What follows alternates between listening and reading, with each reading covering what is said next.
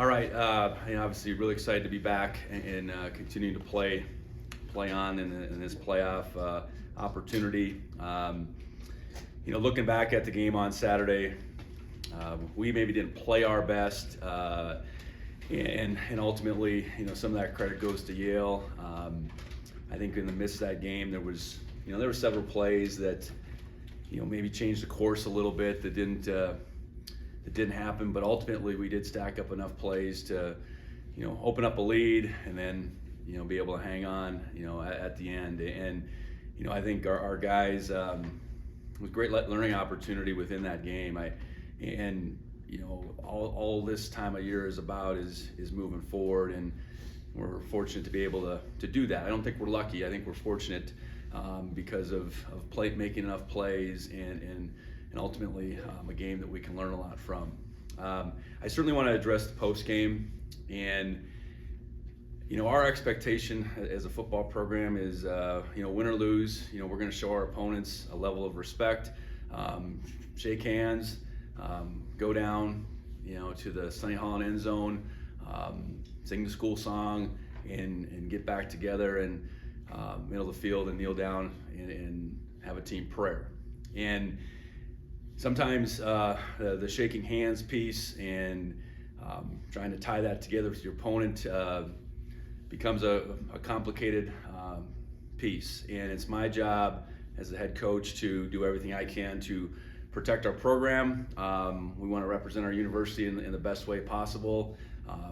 But ultimately, I care deeply about our players, and I want to protect them. And in the moments following that game, it was apparent that our two teams were interacting more than we needed to. And in that moment, I wanted to protect Julius Davis in particular. He was in a situation that I didn't feel was great for him, and I wanted to get him out of that situation. And the emotions, coming off a big win, a hard-fought game like that, in the moment certainly can get the best of you. And the last thing I wanted to do is for Julius to separate from his team, and keeping him on the field so that we could ultimately come together and finish with the team prayer was what we accomplished. Now, everybody's got a platform, and everybody can make a judgment, and that's the way the world works. Putting all of the context together sometimes isn't there for everybody to understand, and that's okay. Again, that's the world we live in. I will tell you this, the relationship that Julius and I have is as strong as anybody on this team. And how I understand him as a competitor, a very emotional competitor, and I think his respect for me in that regard is very clear.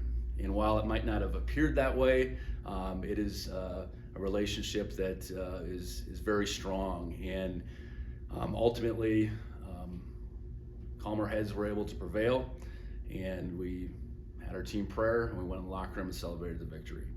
So,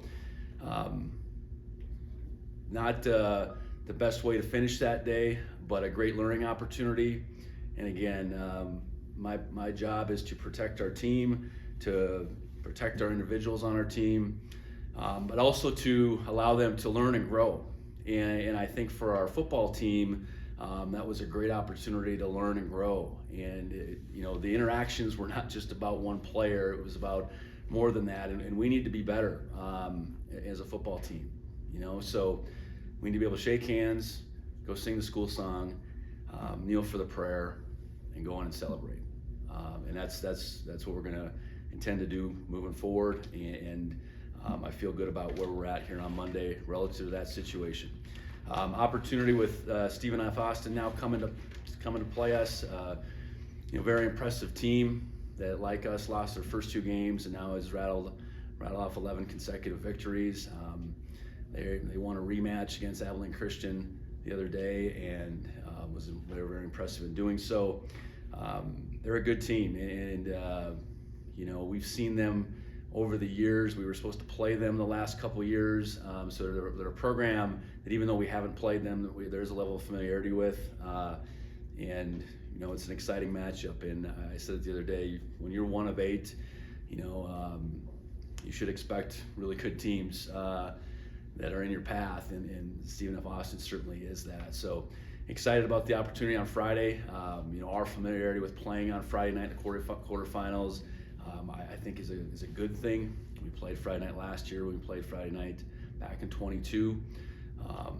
Expect a great crowd on Friday night. I know the crowd on Saturday was phenomenal, and we need that. That's part of the home field advantage that has to be behind you, and creating situations that a visiting team is unfamiliar with. And I know that was the case for Yale, and that certainly needs to be the case for Stephen F. Austin. So again, excited about the opportunity, really looking forward to be back at home, playing in front of the best fans in the country, and seeing if we can become one of 4. Just in regards to Julius, is there anything more you can say about why he was kind of so fired up in that moment? He's a fiery individual, and the individual he was interacting with was very fiery all through the game, and you'll be able to leave it there. And that's why I got him out of the situation, because I saw the situation needed to stop. And when we see, coaches and players, on the sideline sometimes get into it. That's happened obviously in other teams too. How do you kind of go about handling that, especially if it gets physical, kind of like that one did? I don't know that it really got physical. It probably appeared more physical than it really did. It was more, I was just trying to calm him down. And that's, at the end of the day, it's really important that I know our individuals on our team. And that's where I would say the interaction that we had is not the first, I'd say, calming down operation situation, whatever, that we've had. And it was obviously right there for everybody to see, and that's okay, I guess. I mean, I wanted to calm him down. I wanted to be able to finish kind of our post-game piece the way it was supposed to be finished. And I feel like I do know him very well, and I think he certainly respects me, and whether anybody thinks otherwise, that's their opinion.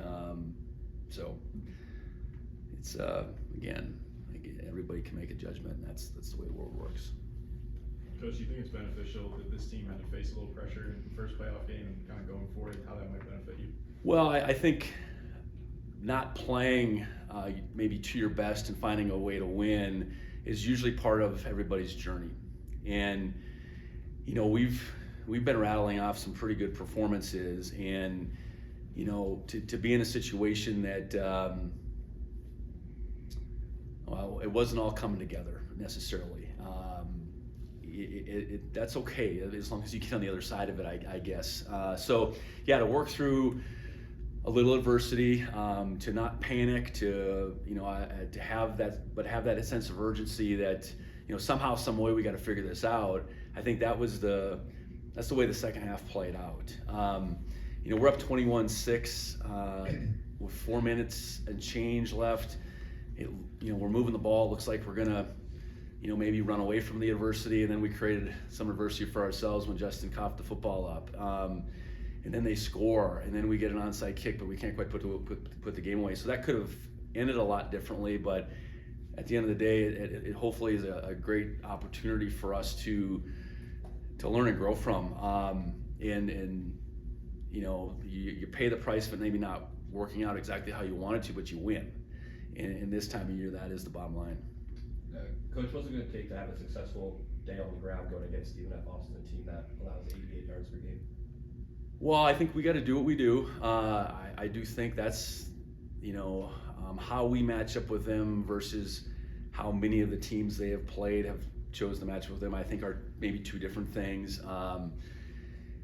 So we have to be able to establish ourselves on the ground and still be as balanced as possible. I think that was one thing on Saturday. Our run pass rhythm wasn't great. It wasn't always that the pass wasn't setting up the run. It was, our run game at times wasn't allowing us maybe the opportune situations to throw the football either. So we got to be able to run it, and we got to be able to throw it with a higher level of efficiency than we did the other day. And I'm confident our guys will, our coaches will put together a really good game plan, and our guys will go out there and do everything they can to execute.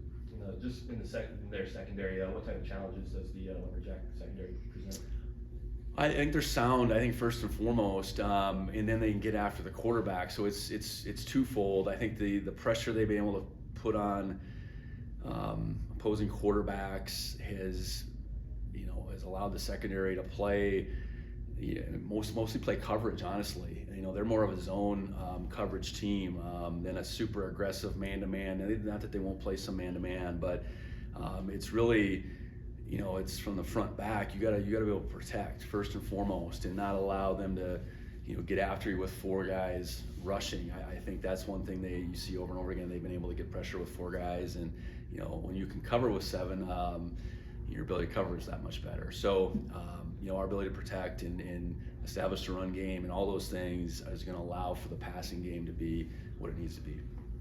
Pace 4-2-5 for them. They're an odd front team. I mean, personnel-wise, they'll slide in and out of, playing three down. Their coverage schemes are more, nickel-oriented coverage schemes, but they're multiple front. Just when we're on the Julius front, in terms of his playing time, there won't be any repercussions. No, I think we're settled on that. I feel good about where we're at. We had a conversation shortly thereafter. I know he made, I think a real sincere post and had a lot of heartfelt things to say, and we'll move forward. And then in terms of Stephen F. Austin's just offense, just anything that kind of stands out on that side? Well, they're led by a quarterback that we have some familiarity with. We didn't, Sam Vedlak didn't play against us back in 23, but he was the quarterback initially and sharing time with Clifton McDowell over at the University of Montana. So we saw him on film. He's got a really good arm, and his ability to throw the football does drive it for them. They got good receivers, and they got a good enough running game.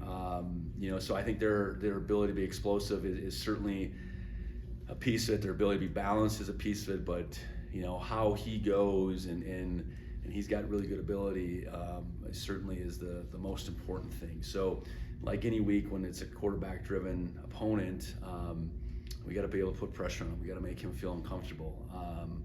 And I think for us to do that, it doesn't create, or we don't have to create miracles by any means. Our guys just really have to play well, and that's going to be what it's going to take this time of year. Just in terms of that situation last year, is that on your guys' mind at all, in terms of them dropping out of the game, or is it just in the past? Or? You know what? It was unfortunate. I think the timing, it happened at the end of May. I was really looking forward to our Texas guys being able to play in Texas this season, but beyond that, I don't know. I mean, it happened, and we move on. Right, Leon? Injury-wise, Xavier went out, and Neil was ill, right? Neil is dealing with an illness, and that's he has been since Thursday.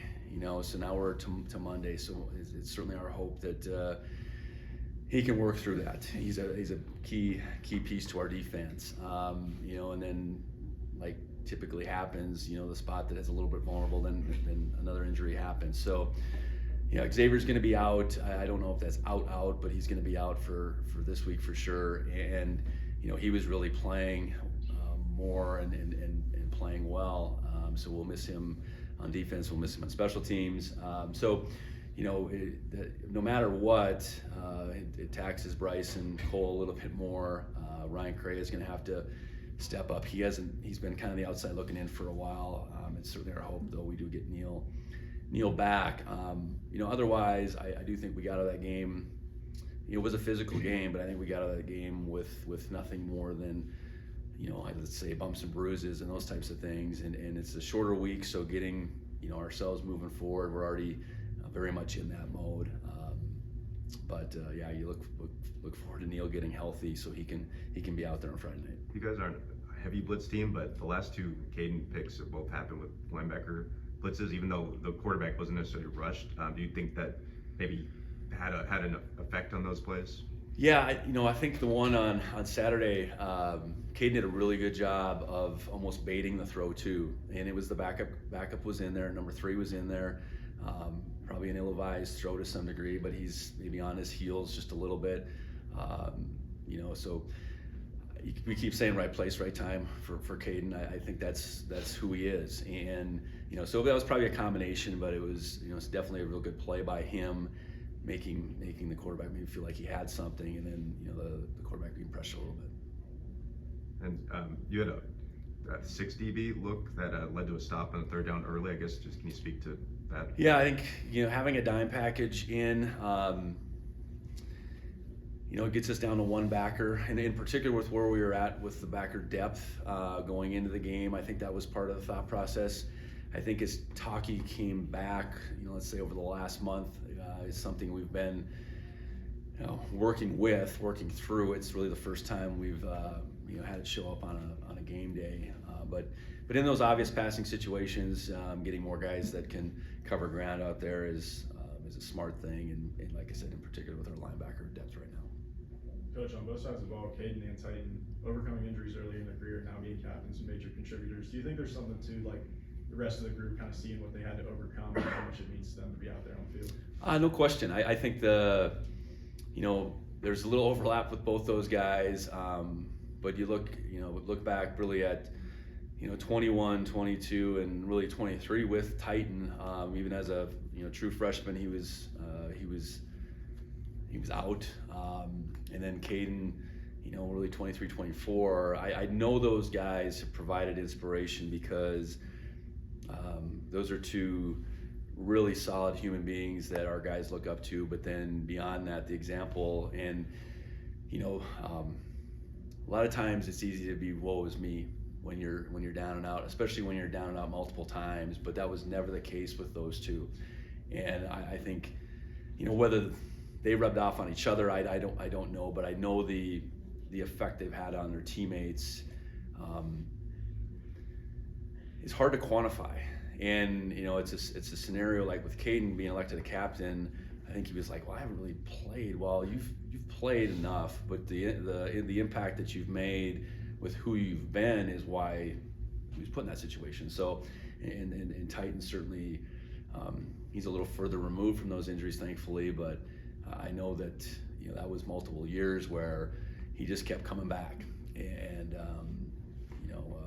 those 2 are what you want, and guys that really appreciate the opportunity, appreciate this place, and will do everything they can to keep moving forward.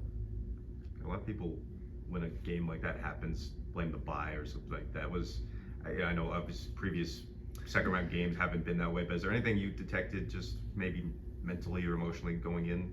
Well, I think a little bit of the unknown of what is this team gonna bring to the table, maybe, but that's not to say we knew tons about Tennessee Martin. I know we've played them twice in that round.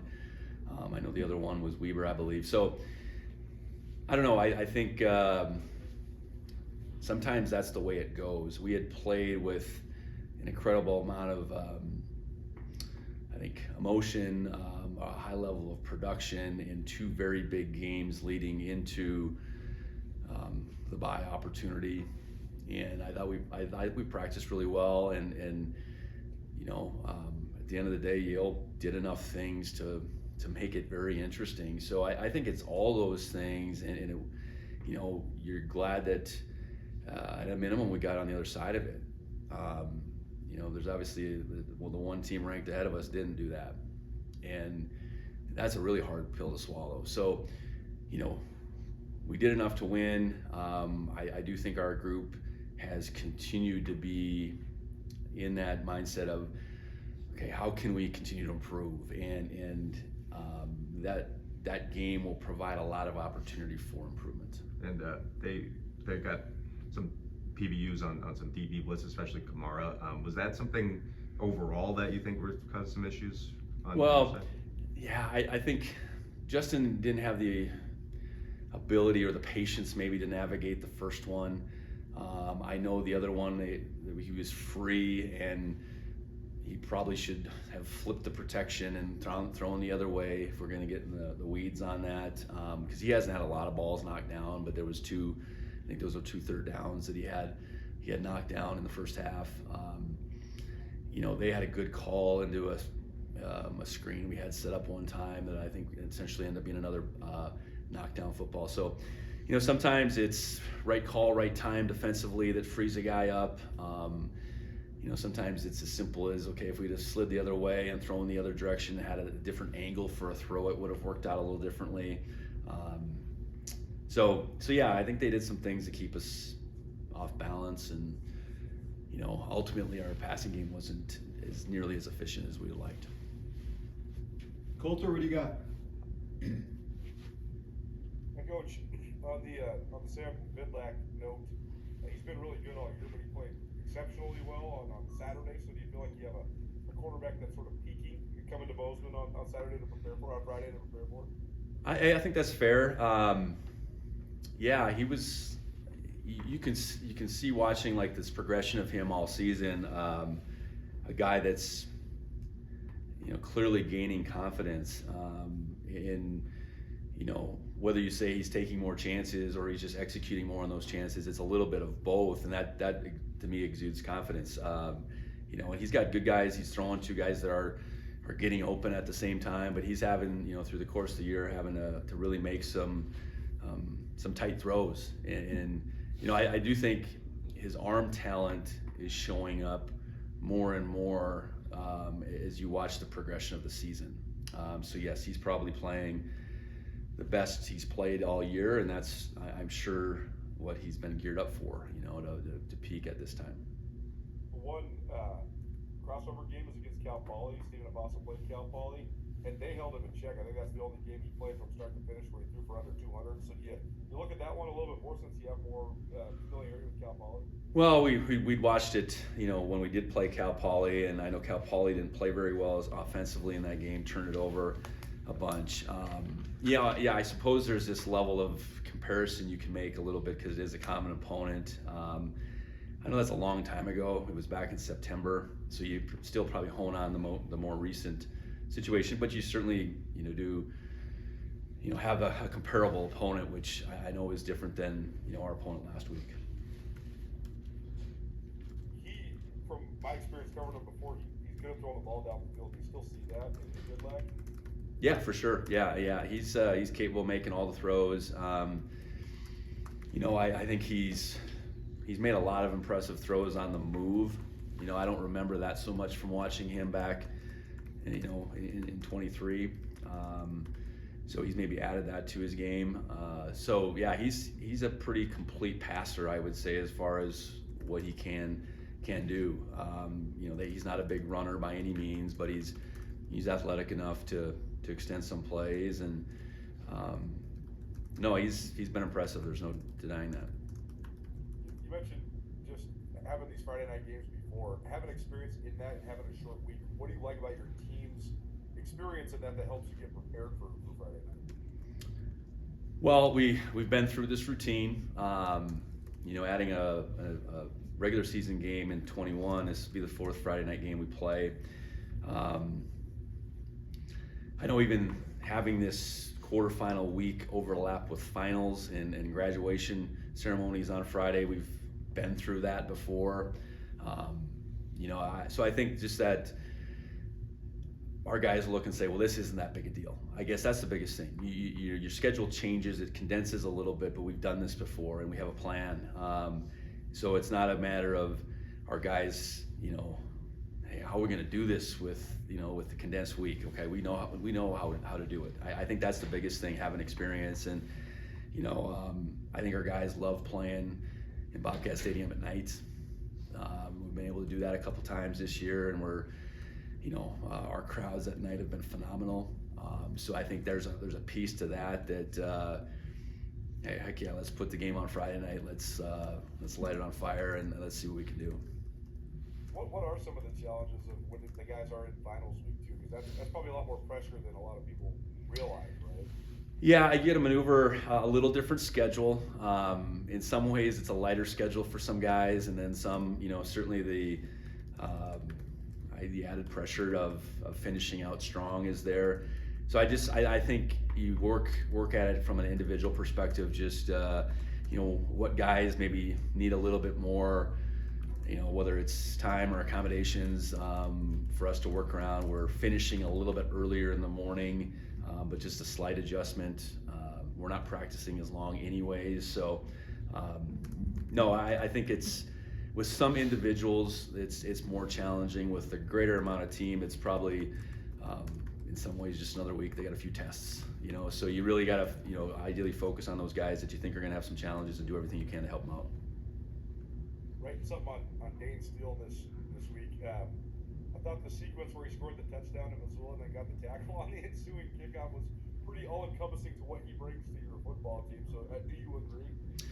Yeah, you talk about guys that have really emerged on this team that we maybe knew had a chance, but you knew it wouldn't happen. Dane's near the top of that list, and knew that he was capable, knew that nothing was gonna, in his mind, slow him down from taking advantage of the opportunities, just to see what the opportunities, what would they look like. And he goes from being in the mix but not entirely in the mix early in this season offensively to, in pretty short order, he's right in the thick of things. And it certainly is ability with the ball in his hand, but it's his blocking and his contributions on the special team side. I know it was a big thing when we recruited him that he would be able to do all of that. And certainly the example that his brothers have laid before, but then Dane's his own guy too. He, his offense, his defense, his special teams, his wrestling background. He's a complete football player in a, certainly a smaller package, but he can play so much bigger than he is, and there's no moment that's too big for him at the same time. Also, right in our senior feature on Julius Davis, that was just a coincidence, but it seems like greatest strength, greatest weakness, right? A lot of times you have to sort of channel these things within yourself. Do you see that within him in terms of his fiery nature? Yeah. He is such a fiery guy. No question. I think it's being dialed in appropriately, and some guys they run hot, and that's certainly the case with Julius. And his passion and emotion and aggression, I think that plays out with how he runs the football, and he's running hot most every moment of a game, whether he's in or out, and that's who he is. And I don't think it would work otherwise for him. But being able to channel his emotions, in particular with that situation when the game is done, we got to be able to do. Or in between series or whatever. And so, yeah, I think some guys are wired in certain ways, and that's how he's wired. And I do think I have a pretty good understanding of who he is. And, that's again why I wanted to protect him and get him out of that situation.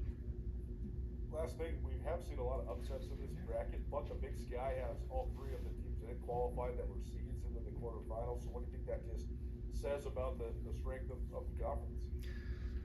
Well, I think as we got through the end of the regular season and we had played, the two other teams, our last two games, I think we felt like the three of us, are amongst the very best teams, and that's why, as it played out, Davis, did get the bye and got the seed. I think out of respect for, the team that they were. I know those two teams, Davis and Montana, didn't play each other, but ultimately, I think from our perspective, we felt like those are two really good teams, and I think we feel like we're a really good team. And being at home and being seeded is a catalyst. It can be a catalyst to success. So we've all been able to have that, through this second round, I guess, and we'll all have the ability to play at home in the quarterfinals. So, I don't know that our league was top heavy by any means. I honestly think the middle part of the league was better. So I think getting through our league, and while we only had the three teams advance, I do think our league, top to bottom, maybe prepared us all better for this time of year.